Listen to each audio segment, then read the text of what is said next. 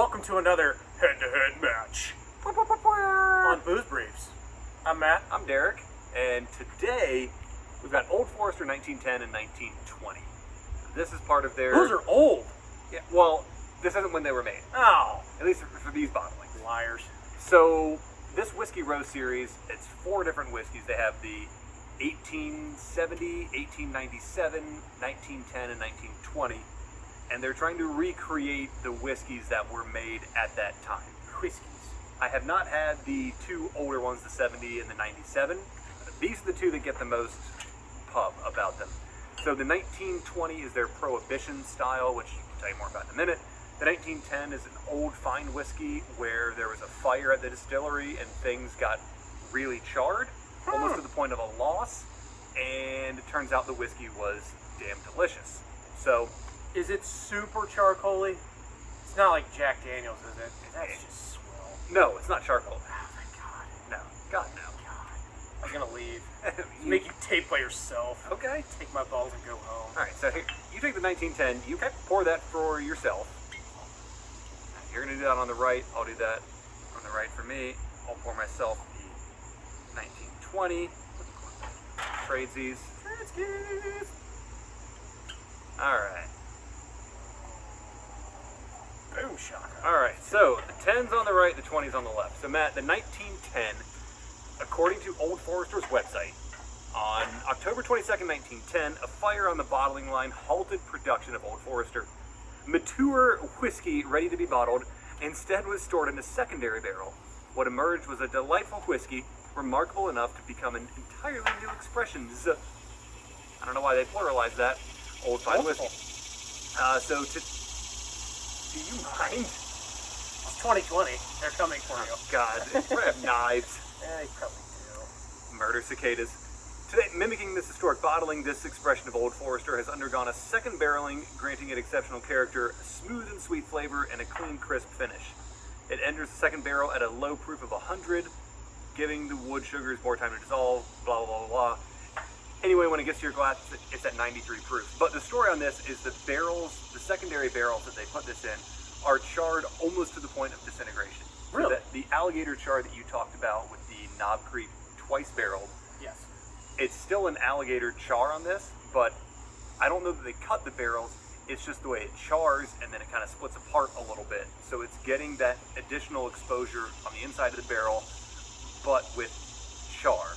So a lot of things that delivers, the vanillas, the chocolates, the cherries, all those things, those are pretty present in the 1910. Well, let's drink it. Oh, okay. The nose is good. Oh, there's so much cherry in that. It's a lot. It's much different than anything we've had tonight, and really so far. Mm-hmm. Fruity. Mm-hmm.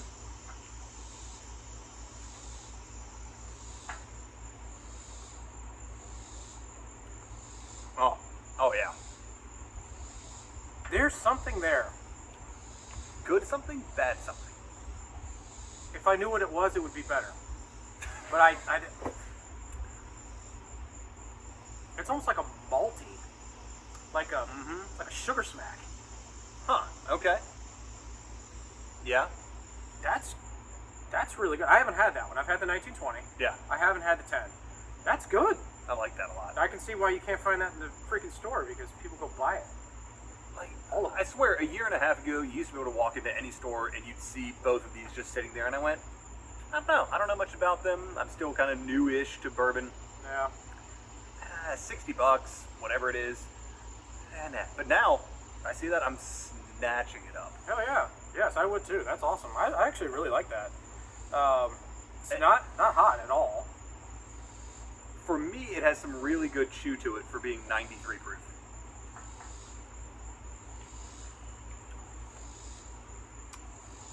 Some whiskeys you get a punch. Mm-hmm. Some you get overwhelming sweetness. This one's just got a lot of different flavors. Yeah. That's not going to burn you out. I think anybody could drink that and appreciate it. Mm-hmm. I get vanilla, caramel, and sugar smacks. Takes me right back to cereal.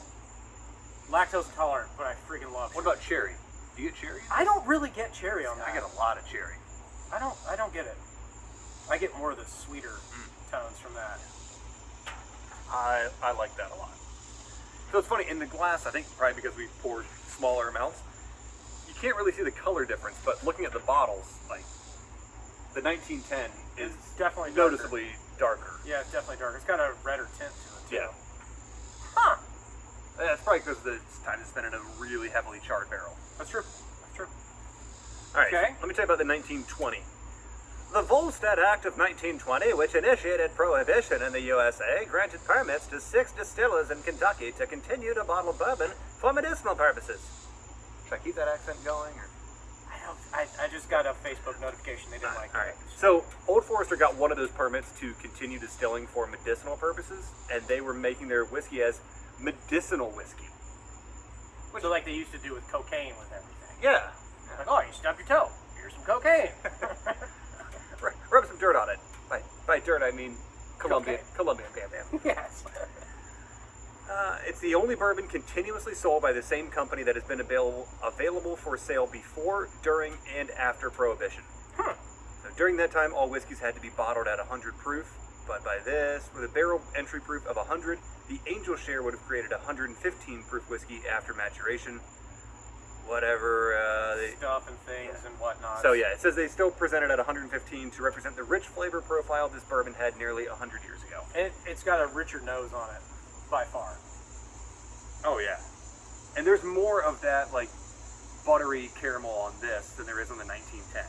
The classic bourbon nose. Mhm. That like this is when I think of a classic bourbon, you think of Woodford. Right, that's a classic bourbon. Everybody thinks of that. Similar nose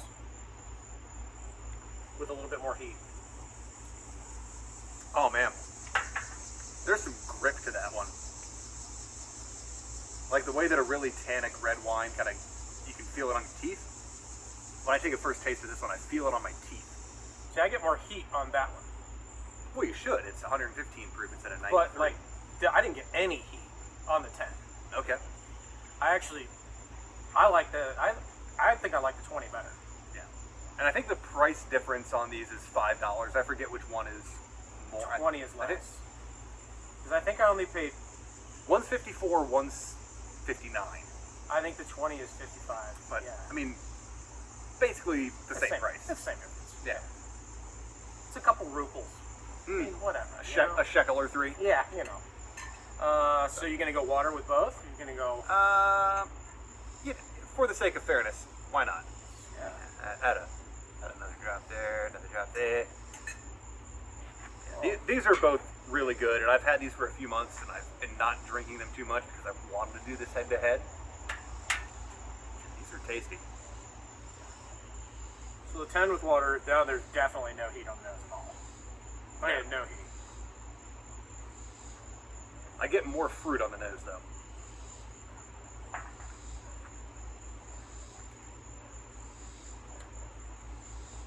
I like the 10 better with water. 'Cause I think it brings out a little bit of the, it actually brings out a little bit of the sweetness to me. Yeah. Yeah, I taste a little more of that. More rounded. I'd say rounded, caramel, Polished. buttery, those sort of things. Where was that on the knob? I know! You bastard. But it takes the heat away too, so it just makes it just a really smooth glass of bourbon. Yes, I agree. That's I wish cool. it was easier to find. Right? So the 20, I don't think that changes the nose. To me. For me, it kind of muted the flavors a little bit. Aromas. You can't smell a flavor. Maybe I can. You can.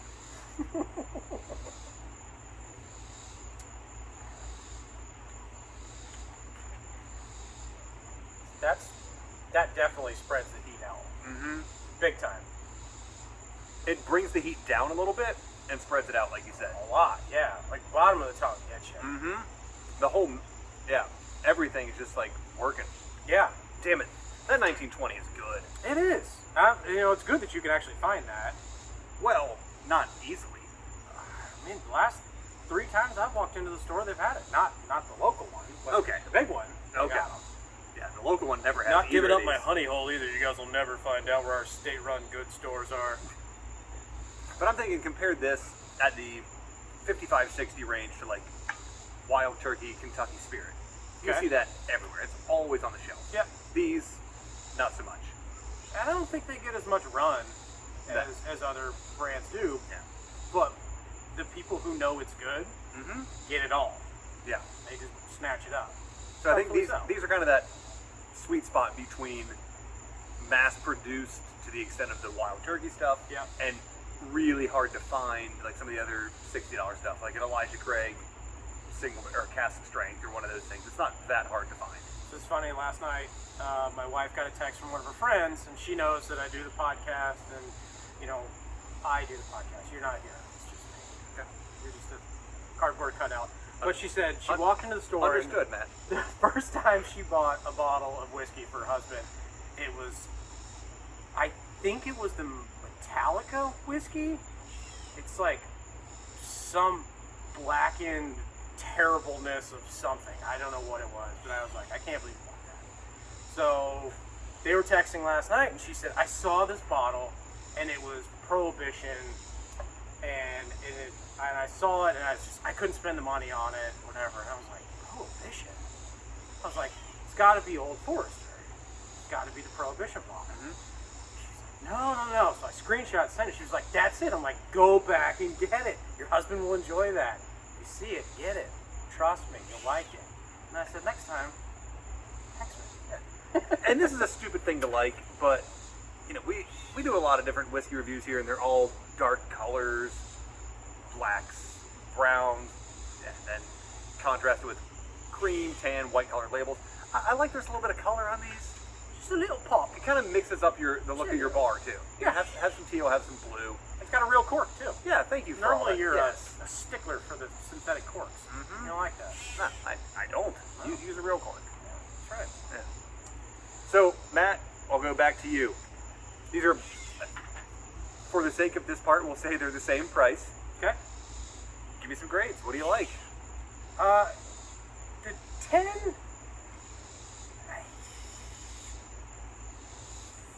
86, 87. Mm-hmm. On the 20, I would go 90, 91. For the money, I think it's great. I'm going to go 2 points higher than you on each of those. Whoa! I'll go 88, 89, and 92, 93. Okay. I Fair. really like these. These, for me, are the way that you like rye. Yeah. Like, this is the flavor profile That's that your jam? I want. Like, I like the chocolate and cherry of the 1910, and I like the rich, still cherry, but buttery bourbon caramelness of the 1920. I love these. Before these run out, I am going to get more of them. So go back and hit them again. Taste them again. I just did that. Okay. It's changed again. All right. Twist my arm. Change your grades. You might want to.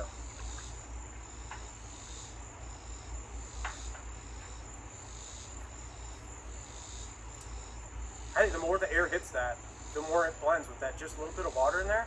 Makes it that much better. I was going to say, it's calming down a little bit. Yeah. And it's becoming a much more, it's an easier sip.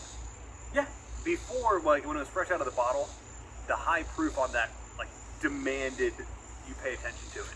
It's smacking you in the face like you like some of your whiskeys to do. Yeah. But now, it's like you can just take a sip and enjoy it. Right. Yep. I agree. These- I like it. These are damn good. They're tasty. Yeah. They're tasty. So, this is now, we've done a couple head-to-heads. Yep. I like it. I like the style. I think we should do more of them. That means we have to buy more bourbons and whiskeys and ryes. Okay. And that means we got to do more tastings. That's very true. If you're okay with that. I am okay with that. If you're okay with us doing more tastings, you know what to do, right? Yeah, you got to subscribe. Well, You got we to don't- show the love, people. We don't want to Come have to on. berate you to hit the subscribe button. Tell your friends, tell your neighbors, tell sworn enemies. How would you tell a sworn enemy? Carrier pigeon? Yeah. Smack 'em? Paper airplane, like write a little note in there, fold it up, and Would you put a pin in the front of it so that way if you're an enemy, you stick them with it? sure, you can send some hornets their way. You could do that. Yeah, that works. You can, Facebook. Yeah. Go on Facebook. Do that. We're on there. We're clever. We're devilishly handsome. So, I mean, come on. Devishly? Devilishly. Yeah? Devilishly. Devil Lilies. Devilishly. We're Devil Lily Handsome. You don't even know that word. And we're also on Instagram. Yep. Both those places at Booze Briefs. BOOZE Briefs. Make sure Find you us- put the first B. Yeah. And the second one, too. We don't want to be like Booze Reefs. Have we looked at that? No. All right. Okay. Cool. We'll look into that. You look into us. Not that way, you sick bastards. And until then, put some more good stuff in your glasses like these. Let us know what you think of the Old Forester 1910, 1920. And we'll see you on the next episode. Cheers. Cheers.